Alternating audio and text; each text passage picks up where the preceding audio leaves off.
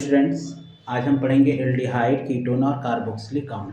और ये organic chemistry का बहुत इंपॉर्टेंट टॉपिक है और बहुत ध्यान से समझिएगा। एक भी टॉपिक मिस कर मत कीजिएगा, आपको सारे टॉपिक बिल्कुल अच्छे से समझ में आएंगे, ठीक है। और वीडियो को अंत तक देखिएगा और एक बार शुरू कीजिए तो लास्ट तक देखिएगा, ठीक है। ओके स्टूडेंट, अब बिल्कुल ध्यान से देखिए बोर्ड पर।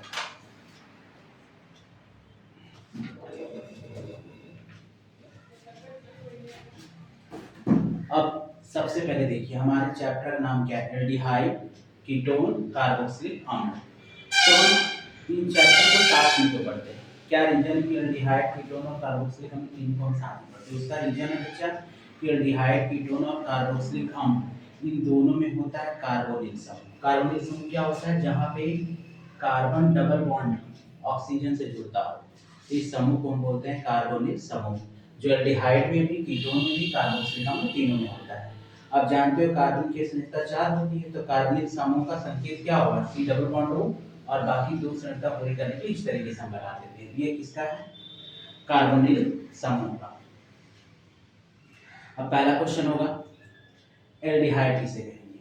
अगर कार्बोनिल समूह में एक कार्बन को हम एल्किल समूह से जोड़ दें और दूसरे को हम किससे जोड़ देते हैं? हाइड्रोजन समूह से जोड़ देते हैं, तो इस तरीके से हमको जो यौगिक मिलता है उसको हम क्या कहेंगे?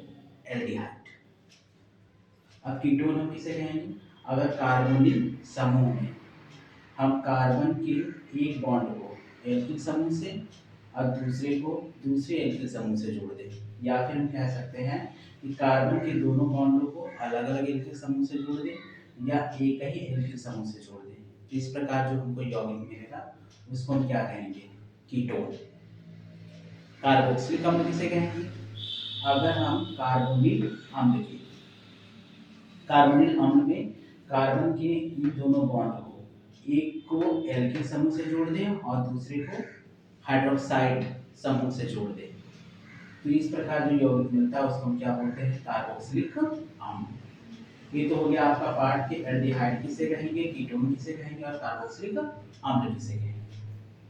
अब हम बात करेंगे कार्बोक्सिलिक अम्ल से कौन कौन से यौगिक बनते हैं। देखिए, ये कार्बोक्सिलिक अम्ल है। अगर कार्बोक्सिलिक अम्ल में OH समूह को प्रतिस्थापित करके, मतलब इसको हटा करके इसके प्लेस पे हम किसी हैलोजन समूह को लगा देते हैं, तो अगर किसी हैलोजन समूह को लगाते हैं तो इसका नाम हो जाएगा एसिड हैलाइड। और नेक्स्ट उसके बगल में आप देख रहे हो बेटा, वहां पर क्या है? तो यहाँ पर आप देख रहे हो कि दो कार्बोक्सिलिक समूह हैं, दोनों में से हमने एक से OH और एक से H लिया, मतलब जल को विस्थापित कर दिया, तो हमको जो मिल रहा है इन दोनों मिलाने पर जो हमें नया यौगिक मिला है उसका नाम क्या है? Acyl anhydride. और अगर इसी कार्बोक्सिलिक समूह में हम OH को OR डैश से प्रतिस्थापित कर देते हैं तो हमें जो यौगिक मिलेगा उसका नाम क्या होगा? एस्टर। और कार्बोक्सिलिक अम्ल में ही OH को अगर हम NH2 से प्रतिस्थापित करते हैं तो जो हमें यौगिक मिलेगा उसका नाम क्या होगा? एमाइड। अब यहाँ पर देखिए, हम पढ़ रहे हैं एल्डिहाइड, कीटोन का नामकरण। तो सबसे पहले बताया गया नाम पद्धति में हम करते क्या है? संगत अम्ल एक को हटा कर वहाँ पे एल्डिहाइड छोड़ेंगे और IUPAC नेम क्या होगा? एल्केनल। तो पहले यहाँ पर क्या है? HCHO। ये लिखा क्या था पहले? ये कहाँ से आया है? तो आया है HCOOH। ये किसका सूत्र है? फार्मिक अम्ल का।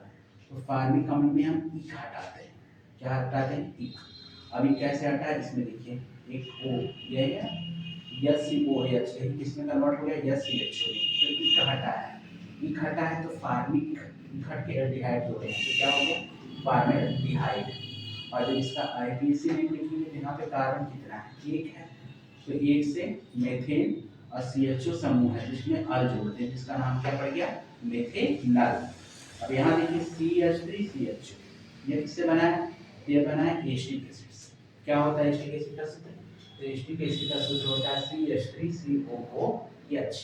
इसमें से देख रहे हैं आप, एक को गायब हो गया CHO समूह के, तो एस्टिक की गायब करके एस्टिक की हटा करके एस्टरडिहाइड हुआ है।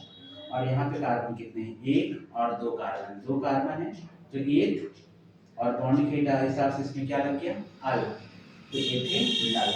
इसी तरीके से इसका नाम होता है एक्रोनिम, सामान्य नाम। अब यहाँ आईपीसी जब देखेंगे तो यहाँ तीन की तरीके 1 2 3 तीन करने हैं, 3 कार्बन मतलब प्रो। अब यहाँ पर देखिए प्रो हो गया, फिर अब यहाँ CH2 है। अब किस तरीके से हम नाम करते हैं CH2 है ना, ठीक है एक्रोनिम है और इसका नाम क्या होगा प्रोटूनेल। और अगर इस तरीके से बेंजीन में CH2 लग जाता है तो इसका नाम क्या होता है बेंजोल्डिहाइड। ये इसका सामान्य नाम भी है और आईपीएस। थैंक यू बेटा, बिल्कुल ध्यान से देखिए, अगर कोई प्रॉब्लम हो तो कमेंट में बताइएगा। इसका आगे का पार्ट नेक्स्ट वीडियो में अपलोड होगा। Thank you.